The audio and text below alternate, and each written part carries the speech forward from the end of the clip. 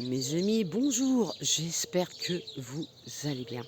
Alors, j'aimerais vous parler aujourd'hui du parasitage énergétique, notamment les larves, les poulpes, les araignées et les sangsues. Alors, c'est un sujet qu'on m'a demandé de développer, donc j'aimerais bien. Alors, ces parasites font partie des premiers types de parasites euh, au niveau du bas astral. Elles vivent en fait sur la partie la plus inférieure du bas astral. Lorsque l'on est interféré, lorsque l'on est parasité par ce type de poulpe ou d'araignée sangsue, même les guêpes, il faut savoir que ces parasites-là se servent de notre énergie, de notre, de notre énergie, de nos fréquences en fait, de peur, de douleur, euh, d'angoisse et également les problèmes physiques. Alors, elles prennent notre énergie au niveau du corps éthérique. C'est-à-dire qu'en fait, elles se positionnent au plus près de notre corps et elles prennent notre énergie, notre vitalité. Elles se nourrissent comme ça, voilà. Alors, elles n'ont pas de conscience à proprement parler. Elles n'ont pas non plus d'intelligence, on va dire, propre, mais le fait de se coller dans nos corps énergétiques, même carrément, non seulement elles se collent, mais en plus, euh, on peut se les trimballer de la plus petite enfance jusqu'à maintenant. Voilà, ça c'est quelque chose qui peut être unique dans cette manœuvre-là. Et elles peuvent être plusieurs également, c'est-à-dire il peut y avoir plusieurs araignées, plusieurs poulpes, plusieurs sangsues, et elles sont toutes indépendantes et selon leur espèce, toutes interreliées. Alors, ça peut arriver, par exemple, pas si on a un choc, non, si on est au départ très fatigué, tout le temps fatigué, à un moment donné, on va scoltiner ces fameuses bestioles, voilà, ces fameux poulpes, araignées et tous ces parasites, voilà. Ces parasites sont là uniquement pour se nourrir, parce que sinon, elles, de l'autre côté, elles ne peuvent pas vivre. C'est leur nourriture, comme nous, la nourriture, notre nourriture, ce que nous mangeons. Elles ont besoin de ça. Euh, Ensuite, quand on va un petit peu plus loin, quand on va vraiment beaucoup plus loin, on peut avoir des parasites beaucoup plus conséquents, beaucoup plus gros. Ces parasites-là, on les appelle des interférences énergétiques. Et ces interférences-là, on passe à l'étape suivante, supérieure, on va dire, entre guillemets. Ce sont les désincarnés. Ce sont également des entités du type créatures informes, uniformes, humanoïdes, bref, des créatures qui sont elles aussi appartiennent à la classe du bas astral, voire sous-astral, encore sous-astral, c'est-à-dire les plans hyper inférieurs. Ceux-là, ce sont c'est plutôt des archontes, ça fait plutôt partie de ce type de créatures qu'on dit archontes, démons, et puis tous les sbires. Voilà. Après, si on a ce type de créatures accrochées à nous, ça devient un peu plus compliqué parce que là, elles sont tout le temps collées à nous. C'est-à-dire qu'on va on peut les voir dans nos cauchemars aussi. Alors, si on a des cauchemars récurrents avec des créatures bizarres, des monstres, tout rouges par exemple, ou alors des démons qui vous attaquent, qui courent après vous également, qui essaient de vous attraper. Ces créatures-là font partie justement de cette deuxième classe-là qui est type créature énergétique du bas astral, du sous-astral, et elles sont là pour nous prendre notre énergie, mais en plus prendre le contrôle de nos pensées, de nos intentions à travers les rêves, comme j'en avais déjà parlé, et également au quotidien. Alors, quand l'invasion elle est très forte ou quand elle est très dominante chez un cas, une personne qui est très affectée, eh bien elle va avoir du mal à avoir des pensées claires, des intentions claires, des analyses claires, limpides. Et elle n'arrivera pas à se sortir de ces situations au quotidien. Elle n'arrivera pas à prendre de décisions lucides, directes. Elle aura besoin d'avoir des conseils. Elle sera déstabilisée dans sa vie. Ce type de créatures, comme je viens de spécifier, des archontes, sont très agressives et très collantes. C'est-à-dire qu'elles ne vont pas vous lâcher tant qu'elles n'auront pas ce qu'elles veulent. Et certaines peuvent être très très violentes. Elles peuvent vous agresser, et ça, c'est dans certains cas. Il ne faut pas en avoir peur. Comme je le dis, la peur est une nourriture, la peur est une porte, une faille dans les corps subtils, et donc ça leur permet d'intégrer, de pénétrer dans votre champ aurique et de prendre plus le pouvoir sur votre libre arbitre, sur votre souveraineté. Ces créatures-là, le fait de prendre le contrôle par manipulation mentale,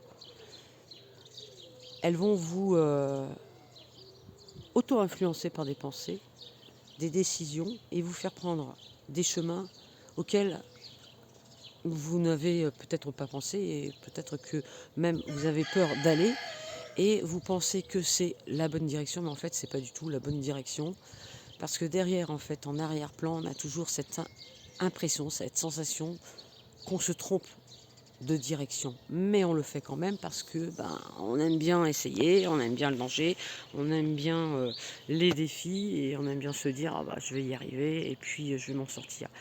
Alors, lorsque l'on est persécuté comme ça, attaqué, influencé dans des choix dangereux, risqués, où on nous pousse à faire des choses auxquelles on n'a pas du tout envie, mais certains en sont addictifs, et bien ce qui se passe, c'est qu'à un moment donné, on ne peut plus se passer de certaines actions.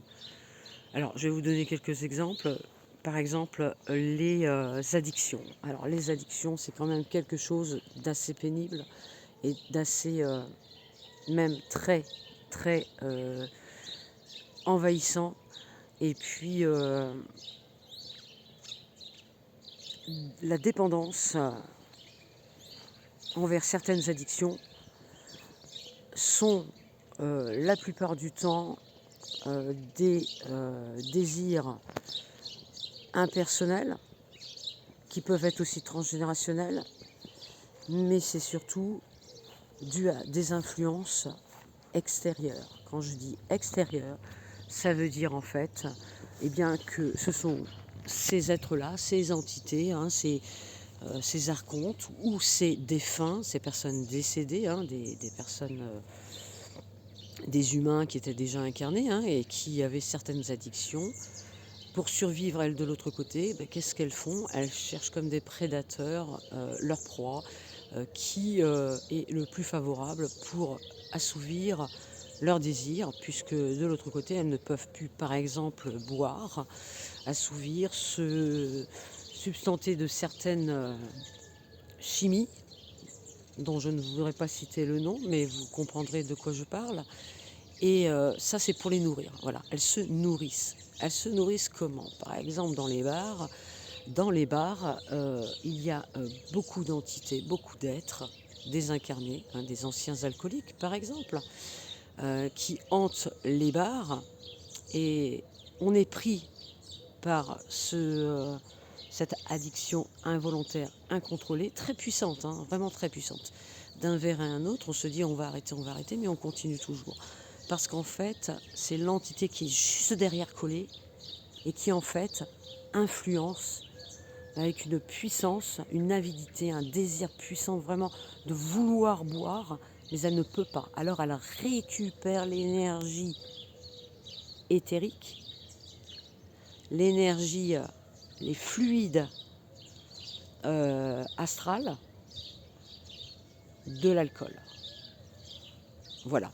Alors, quand la personne boit, ce qui se passe, c'est que elle derrière, elle va se nourrir de cette substance éthérique qu'il y a dans l'alcool ou une autre boisson. Peu importe, hein, on peut parler aussi d'autres boissons que l'on va fumer par exemple, enfin, d'autres boissons ou des substances que l'on va fumer par exemple, hein, ça c'est encore autre chose, mais bon voilà. Euh, ça dégage une énergie, ça dégage une substance éthérique et c'est de ça dont elles se nourrissent. Elles tirent cette substance et ça leur donne la force, la vitalité. Et ça leur donne la possibilité de continuer de vivre, de continuer après de hanter d'autres personnes. Comment s'en débarrasser? Il faut une sacrée volonté. Ça, je vous le dis tout de suite. Hein. Là, la volonté, waouh, il faut qu'elle soit top. Hein. Parce que c'est pas évident du tout,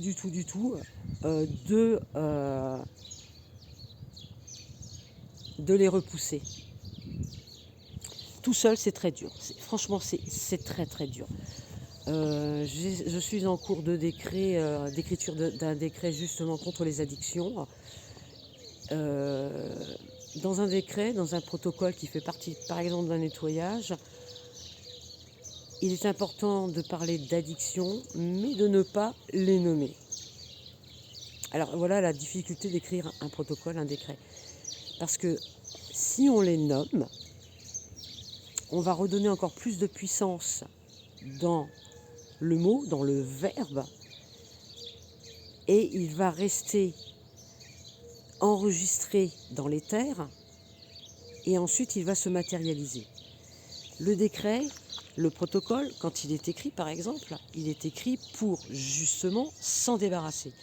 Alors le plus important, c'est d'écrire un protocole pour basculer dans l'autre sens, de façon à pouvoir élever son taux vibratoire et se débarrasser de ses addictions. C'est pas évident, mais bon, c'est en cours. Hein. Ça fait au moins 3-4 fois que je le refais. Mais bon, je vais trouver la bonne formule et quand ce sera fait, je pourrai l'envoyer à qui voudra, hein, qui en aura besoin, pour bien évidemment en procédant par tout le cheminement que vous connaissez sûrement déjà, c'est le nettoyage énergétique. Parce que uniquement la lecture ne suffit pas, il faut derrière travailler et puis dégager l'entité.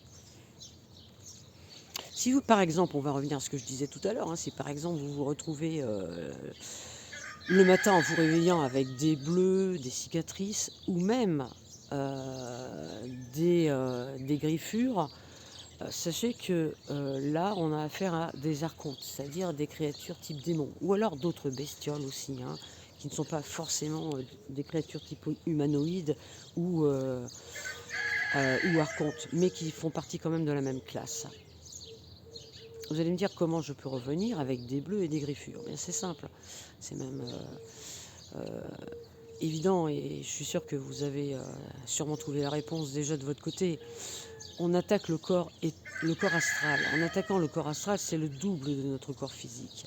Donc dès qu'on l'agresse, quand on revient dans notre corps, il faut que l'agression soit quand même costaud, mais dès qu'on revient dans notre corps, ce qui se passe, eh bien on se retrouve avec ces blessures. Là, c'est alerte rouge. Ça veut dire que là, on ne va pas être tranquille. Il va falloir passer à la vitesse supérieure et faire appel à quelqu'un de professionnel, à quelqu'un comme moi qui sait exactement de quoi il s'agit et comment dégager ça, comment s'en débarrasser. J'en avais déjà parlé. C'est un travail d'équipe. C'est-à-dire que je ne vais pas faire ça toute seule. Vous serez également amené, engagé dans la lecture de ces protocoles, de ces décrets, pour votre propre libération. C'est un travail qui peut aller jusqu'à 4 semaines, 5 semaines dans certains cas. Et quand c'est des travaux sur couple, ou des fois les parents avec les enfants, c'est un petit peu plus long. Ça peut durer jusqu'à 2 mois.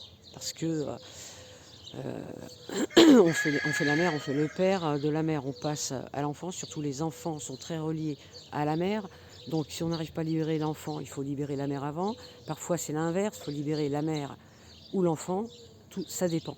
Mais le travail, il est assez long. Et là, je parle d'un type de parasitage, ce genre de parasites, ce genre d'entités très agressives qui peuvent aller même jusqu'à se semi-matérialiser dans une maison, selon les personnes, si elles sont médium, excusez-moi, médium à effet physique ou pas.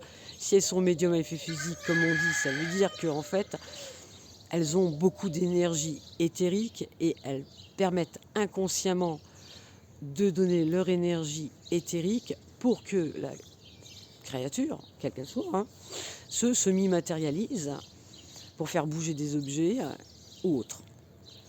Alors après, on a aussi, par exemple, on peut avoir, on a dû voir, vous avez dû voir certainement les émissions à l'époque, ça remonte à des années de cela, où il y a... là, j'habite pas très loin de Saint-Quentin dans l'Aisne, dans le 02, et on parlait d'une fameuse maison dont les murs saignaient. Un ami m'avait demandé à l'époque d'y aller. J'ai refusé parce que c'est le type de maison où il y a vraiment pas des désincarnés, mais là c'est carrément des démons. Alors si on rentre là-dedans, un médium qui rentre là-dedans, non seulement il va voir, il va ressentir, il va entendre, il va sentir, mais en plus les créatures, elles vont lui prendre son énergie vitale. Ce qui est mon cas, même si je maîtrise. Et là, c'est boum, dans les pommes. Voilà. J'ai expérimenté 2-3 fois, je ne vais pas recommencer. Alors, quand je dis dans les pommes, c'est hop, je perds connaissance, mais c'est vraiment très très court. Et hop, je reviens à moi. Ce type de créature-là, d'entité démoniaque, moi, je ne m'y frotte pas. Je n'ai pas envie d'avoir pas retour du bâton, mais je n'ai pas envie, pas par peur, parce que j'ai pas peur du tout, mais qu'elles me suivent, et parce qu'après ça va être hyper pénible et compliqué pour s'en débarrasser. Par contre, je peux les repousser, mais très rarement, je m'attaque à elles. Mais ça peut arriver, puisque j'ai déjà eu subi des attaques. Donc, mais il y a très très très longtemps. C'est comme ça d'ailleurs que je me suis, on va dire, formée, auto-formée dans la défense. Donc défense agressive, défense attaque énergétique, voire destruction dans certains cas.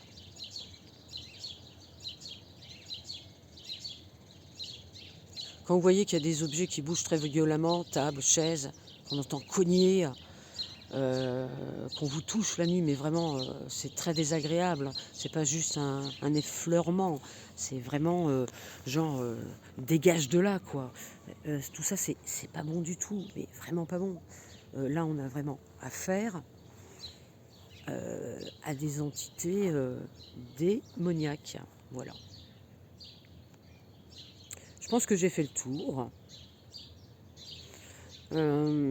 Pour les parasites énergétiques, il y en a toutes sortes. Toutes sortes.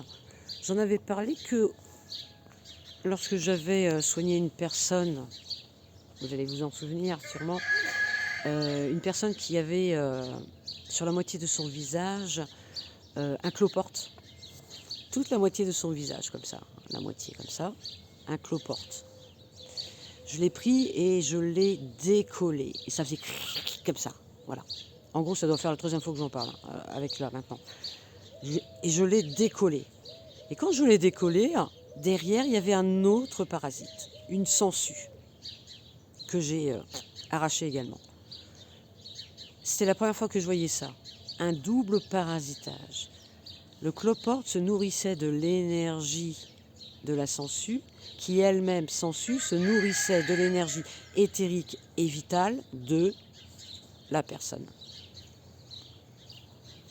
Je n'ai pas revu ce type de cas depuis, mais c'est impressionnant quand même. Impressionnant, mais c'est pas non plus dangereux ni risqué. Pour l'énergéticien, il le retire facilement s'il a l'habitude de faire ce type de nettoyage. Voilà. Le nettoyage énergétique peut se faire à l'état de veille également. Ça m'est déjà arrivé de travailler à l'état de veille, de faire un nettoyage à distance, de débarrasser les personnes en utilisant ma projection de conscience et de nettoyer, de retirer. Et là où je suis le plus méga efficace, c'est en sortie astrale. Parce que là, j'utilise mon corps astral, toutes mes acuités extrasensorielles. Et c'est beaucoup plus facile en fait pour moi. Beaucoup plus facile.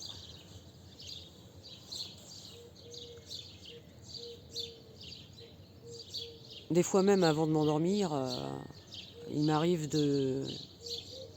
avec la pratique, c'est tellement facile, d'être déjà dans un lieu et de voir plein de choses, de voir des parasites, ça tourne dans tous les sens, on voit que ça cherche des proies. Il y a aussi des larves, ça c'est un autre type de larves, un peu comme des gros vers blancs là, qui avancent très rapidement et qui sont là en quête d'un corps éthérique à ponctionner pour sa survivance. Les animaux aussi peuvent en avoir. Et oui, les animaux peuvent avoir des parasites énergétiques également. Regardez. Ben, il n'en a pas. Ah Ben, non. Ben n'a pas de... Ben n'a pas de parasites énergétiques. Non, il n'en a pas, loulou. T'en as pas des parasites énergétiques. Non. Pourquoi? Parce que maman s'occupe de toi, loulou. Eh oui, maman s'occupe de toi. Donc, je n'ai pas de parasites énergétiques. Je suis en pleine forme. Je suis en pleine forme. Oui, je suis en pleine forme. Voilà.